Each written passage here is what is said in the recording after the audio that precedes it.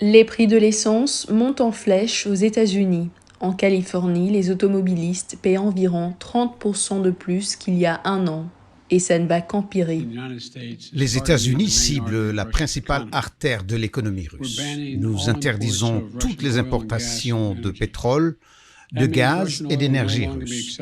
Cela signifie que le pétrole russe ne sera plus acceptable dans les ports américains. Lorsque le président Joe Biden a annoncé l'interdiction, le Royaume-Uni a déclaré qu'il éliminerait progressivement les importations de pétrole russe cette année. L'Union européenne a déclaré qu'elle réduirait la demande de gaz naturel russe de 2/3 en 2022.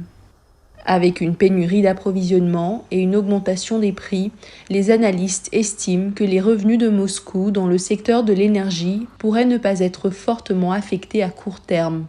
Mais en fin de compte, l'interdiction pourrait être très dommageable et aller au-delà de l'impact des sanctions financières sur Moscou. Les importations américaines en provenance de la Russie ne représentent que 8% de l'approvisionnement énergétique américain, alors que l'UE dépend de la Russie pour 40% de son gaz naturel et 27% de son pétrole. Le vice-premier ministre russe, Alexandre Novak, s'est prononcé sur le sujet. Il est impossible de remplacer rapidement le volume de pétrole russe sur le marché européen. Cela prendra plus d'un an et aussi, ça sera beaucoup plus cher pour les consommateurs européens.